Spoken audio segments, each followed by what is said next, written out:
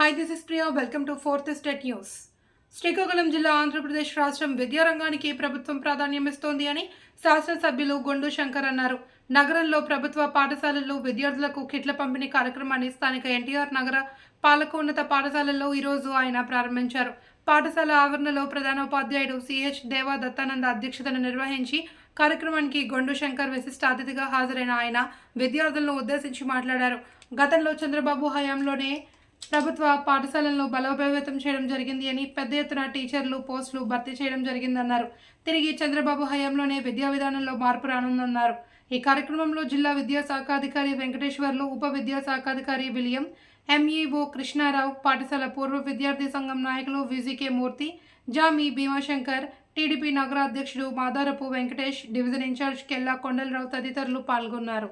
ఇక్కడ నుండి చిత్రకారులు అయ్యారు, కళాకారులు అయ్యారు, అలాగే యాక్టర్స్ అయ్యారు, పెద్ద పెద్ద ఆఫీసర్స్ అయ్యారు, ఐఏఎస్ ఆఫీసర్స్ అయ్యారు, అలాగే సాఫ్ట్వేర్ ఇంజనీర్స్ అయ్యారు, ఎంతో మంది డాక్టర్స్ అయ్యారు.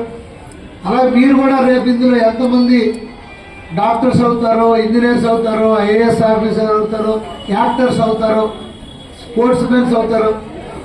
సో మిమ్మల్ని అందరినీ మళ్ళీ సరైన గాడిలో పెట్టి తీర్చిదిద్దాలని లోకేష్ బాబు గారు మళ్ళీ ఈ పాఠశాల విద్యాశాఖ తీసుకున్నారు. మన పాఠశాల విద్యాశాఖ మంత్రి నారా లోకేష్ బాబు గారు ఎవరు పాఠశాలకి మనందరికీ అది విద్యాశాఖ మంత్రి అండి. అందుకు ఇప్పుడు కొద్దిగా మీకు లేట్ జరిగింది. మీకు రాబోయే రోజుల్లో కూడా మళ్ళీ మీకు అందరికీ మొత్తం ప్రక్షాళన జరుగుతుంది. మంచి విద్యా వ్యవస్థను ఏర్పాటు చేసి మీరందరూ భవిష్యత్తులో విదేశాలకు వెళ్ళి, మీ దగ్గర డబ్బులు లేకపోయినా మీరు వెళ్ళి అమెరికా కూడా వెళ్ళి చదువుకునే విధంగా ప్రభుత్వం ఎటువంటి ఆంక్షలు లేకుండా మీకు అందరికీ చదువుకునే ఏర్పాటు కూడా ప్రభుత్వం చేస్తుంది.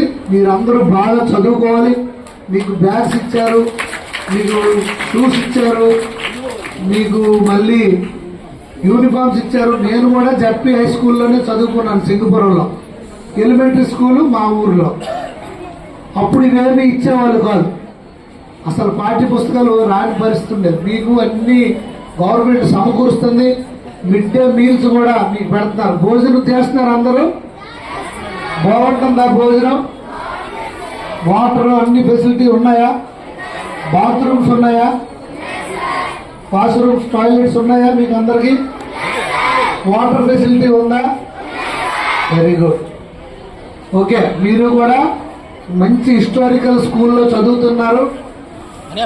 మీరు కూడా ఫ్యూచర్లో పెద్దవారు అవ్వాలని కోరుకుంటూ ఈ కిట్లు ఇప్పుడు ఇస్తారు. వీటిని సద్వినియోగం చేసుకొని మీరు కష్టపడి హార్డ్ వర్క్ చేయాలి.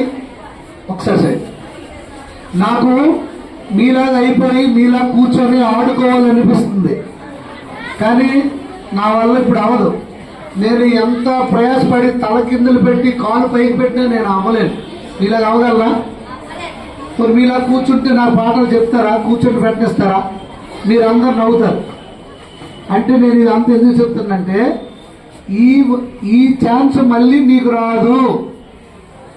ప్రతి ఒక్క స్టూడెంట్కి ఒకటే గుర్తుపెట్టుకోవాలి, ఈరోజు ఈ ఛాన్స్ మళ్ళీ మీకు రాదు.